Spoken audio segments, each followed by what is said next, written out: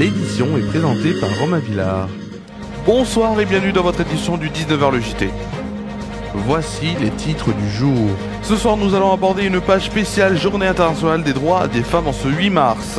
Deux actualités autres aussi, bien sûr, avec le gouvernement qui lance un projet de vitraux contemporains à Notre-Dame, puis un attentat déjoué en Belgique. 3 adolescents interpellés en France ont été mis en examen.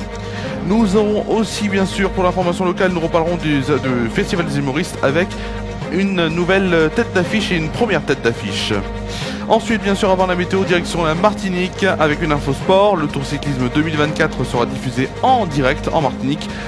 Sur Martinique, la première, et nous finirons cette édition par la météo en France métropolitaine. Et tournons bien sûr et finir sur l'éphéméride en fin d'édition. Nous sommes bien sûr le vendredi 8 mars, un jour assez exceptionnel, ou du moins une journée quand même qui donc est importante.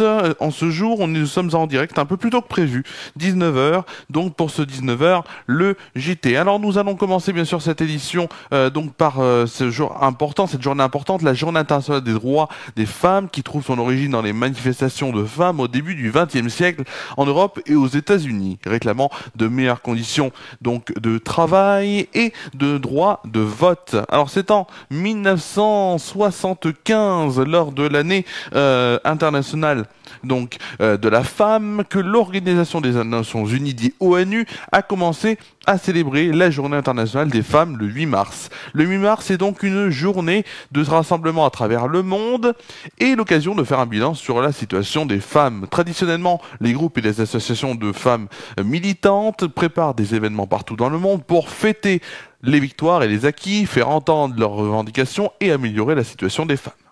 Alors c'est aussi l'occasion de mobiliser en faveur des droits des femmes et de leur participation à la vie politique et économique. Les Nations Unies définissent chaque année une thématique différente. Cette année, c'est investir en faveur des femmes, accélérer le rythme. Il s'agit de lever l'un des principaux obstacles à la réalisation de l'égalité des sexes d'ici 2030, à savoir la question du financement.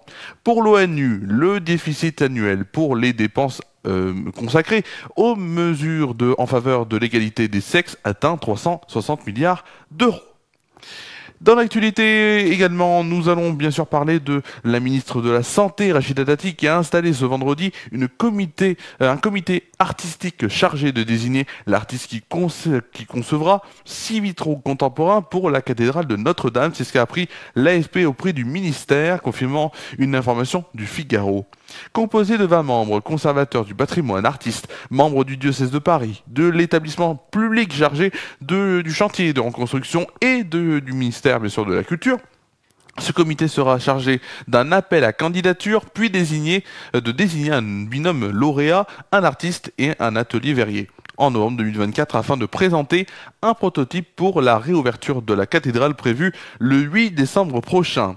Ces vitraux, souhaités par le président de la République Emmanuel Macron, qui en avait fait l'annonce fin décembre, seront contemporains mais figuratifs et installés dans 6 chapelles, pas avant 2026 toutefois, selon le Figaro. La Commission nationale du patrimoine et de l'architecture, le CNPA, doit se prononcer en mai sur ce projet, soutenu par l'archevêque de Paris, Monseigneur Laurent Ulrich.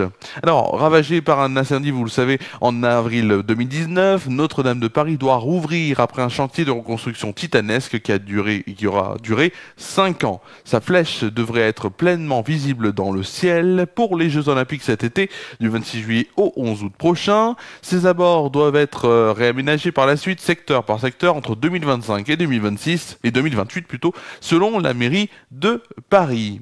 Puis, dans l'actualité aussi, les 3 jeunes adolescents âgés de 15 à 17 ans interpellés en France ce lundi, donc il y a quand même 4 jours, et soupçonnés d'avoir été en contact avec les 4 hommes arrêtés dimanche en Belgique pour un projet d'attentat à Bruxelles, ont été mis en examen pour association de malfaiteurs terroristes criminels.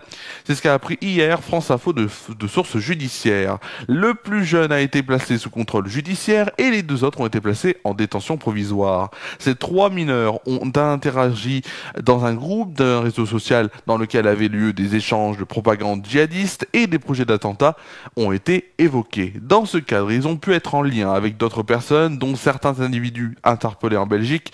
C'est ce que précisait le parquet national antiterroriste mardi. L'information maintenant locale ce soir, et on va parler dans ce 19h, le JT. Donc, alors qu'hier, bien sûr, je vous avais montré l'affiche du 35e édition du Festival national des humoristes. L'association Cabaret de Septembre, qui pilote bien sûr la manifestation, a dévoilé un premier artiste. Indice, c'est quelqu'un de très connu, un humoriste belge. C'est Alex Vizorek, qui est déjà venu au festival, hein, qui avait fait fait notamment partie donc de la bande des grosses têtes sur RTL. Il présentera son nouveau spectacle Ad Vitam. Il présentera donc un seul en scène qui parle de la mort mais aussi de la vie et surtout de la vie. Les réservations sont déjà ouvertes et on sait la date, le lieu et l'heure. Ce sera le samedi 24 août à 20h45 à l'espace Eden de Mercurol-Vonne. Pour avoir plus d'informations, bien sûr, c'est sur le site internet du Festival national des humoristes, www.festivaldesumoristes, bien sûr, des humoristes avec un s.com. L'info venue maintenant de Martinique, une info sport. Le Tour cyclisme 2024 sera en direct sur Martinique, la première. C'est le comité régional cycliste qui a renouvelé son partenariat avec la chaîne publique du groupe France Télévisions. Ainsi, l'événement sera diffusé en direct en télévision et sur le site internet de Martinique, la première. Il sera également retransmis en radio. Pour l'heure, les autorités n'ont pas encore validé les dates exactes du Tour cycliste 2024 puisque le calendrier des manifestations sportives a été bousculé par rapport notamment à la tenue des Jeux Olympiques d'été qui auront lieu, je vous rappelle, entre le 26 juillet et le 11 août prochain à Paris. Le Tour de Martinique en Yole Ronde devrait aussi se dérouler dès le mois de juillet. Semaine européenne et football. Hier soir, en huitième de finale de la Ligue Europa Conférence, Lille jouait face à Sturm Graz à l'extérieur. Victoire 3-0. Marseille qui a rencontré Villarreal en huitième de finale aller de la Ligue Europa s'est imposé 4-0. Les deux équipes françaises ont pris une sérieuse option avec la qualification. Plutôt une sérieuse option sur la qualification puisque rien n'est fait. Donc ils ont pris quand même une sérieuse option, on peut le dire, sur la qualification en quart de finale. Match retour la semaine prochaine. Lille sera recevra le Sturm Graz à 21h et Marseille ce sera à 18h45 donc où ils iront en Espagne à Villarreal à suivre sur W9 jeudi prochain. Le tirage au sort des quarts de finale de la Ligue des Champions, de la Ligue Europa Conférence et de la Ligue Europa. Ce sera vendredi prochain, 15 mars. On y reviendra ensemble dans une édition spéciale qui sera réalisée en partie du bas au para-associatif Le Point Commun, puisqu'il y aura le Festival Jeunes Talents qui se déroulera le soir même. Et ce sera donc en direct à 17h, en direct du bar associatif Le Point Commun. C'est la fin des informations générales. Et oui, c'est la fin des informations générales. Et on va tout de suite aller voir le temps qu'il fera demain pour le premier jour du réel week-end. Et malheureusement, c'est pas énorme. C'est tout de suite la météo.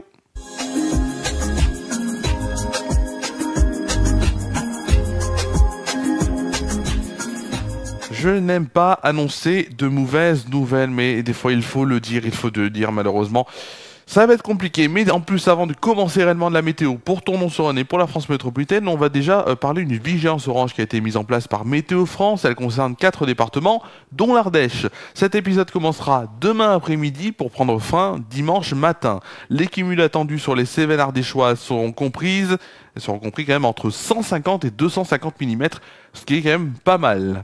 Allez, tout de suite, nous allons commencer la météo à Tournon-sur-Rhône avec un samedi donc compliqué qui s'annonce, mais qui commencera assez bien avec un ciel voilé demain matin et 11 degrés de moyenne. Donc ceux qui veulent aller au marché, ça va aller. Par contre, il y aura un petit peu de vent, des rafales de vent à 55 km/h. Pour l'après-midi, donc, on aura le temps qui changera, des nuages, de la pluie, même que ce sera là, bien sûr, de la pluie. 12 degrés de moyenne, 14 degrés au plus de la journée, oui, avec des rafales de vent. Et là, faudra faire attention, 85 km/h, des rafales de vent. Donc, attention, prudence, bien sûr. Si vous devez sortir, au moins, faites attention, bien sûr. On va tout de suite aller sur la météo de demain matin, avec notamment en France métropolitaine une perturbation qui apporte nuages et pluie sur les régions proches de l'Atlantique. Dans le même temps, des pluies remontent de Méditerranée sur le Languedoc et les Cévennes avec un fort vent de sud. Le temps reste calme et sec dans le nord et l'est. Les températures pour demain matin en moyenne dans les grandes villes, 5 degrés à Lille, Charleville-Mézières et Orléans, 7 degrés pour Brest, Limoges, Lyon et Ajaccio, 9 degrés pour La Rochelle, Bordeaux, Toulouse, Montélimar et Nice. Pour le plus frais, il fera 3 degrés à Strasbourg et Dijon, et pour le plus chaud, 12 degrés à Montpellier et Perpignan. Nous allons tout de suite aller voir le temps qu'il fera demain après-midi. Demain après-midi donc, avec notamment les pluies qui s'étendent du Languedoc-Roussillon en direction de PACA. Elles sont de forte intensité sur les Cévennes avec la persistance d'un fort vent de sud. Le temps se dégrade de la Normandie et du bassin parisien au centre-val de Loire avec l'arrivée de la pluie. Pour les températures demain après-midi, 10 degrés pour Brest, Cherbourg, Rennes, Nantes et La Rochelle, 12 degrés pour Rouen, Orléans et Nice, 14 degrés à Lille, 3, Lyon et Montélimar. Pour le plus froid, il fera 8 degrés, donc 8 degrés pour Aurillac, et pour le plus chaud, ça se trouvera à Strasbourg, Bordeaux, Biarritz, Perpignan et Ajaccio, avec une température quand même qui sera un peu plus basse qu'aujourd'hui, avec notamment 15 degrés. Nous fêterons Demain, nous fêterons les saintes, nous fêterons les saintes Françoise, Francette ou encore Francine. Le soleil se lèvera pour sa part donc aux alentours de 7h15 et se couchera à 18h17. Nous gagnerons ainsi 4 minutes de soleil et vous l'adorez. Le dicton pour demain, quand en mars il pleut, sois heureux tant que tu peux. C'est la fin de cette météo.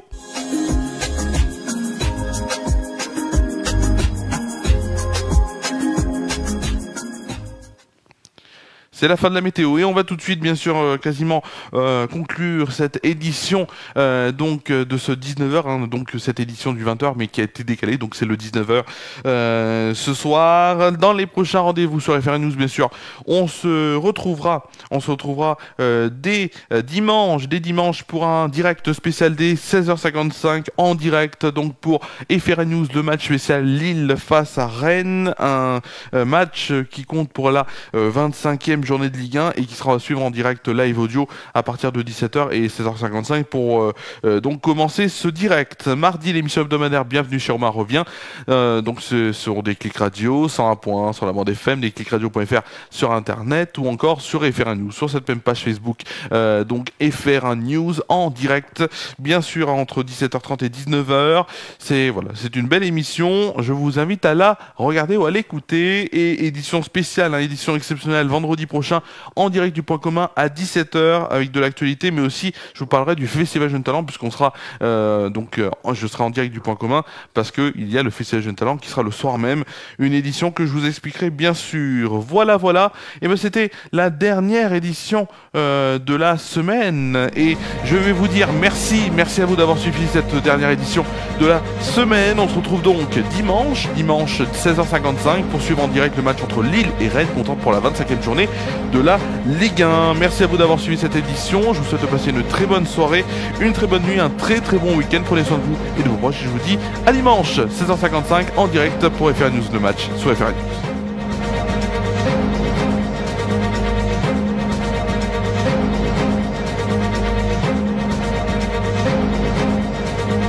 Cette émission a été présentée et préparée par Romain Villard. Cette édition est à retrouver sur les chaînes Facebook et YouTube d'FR News.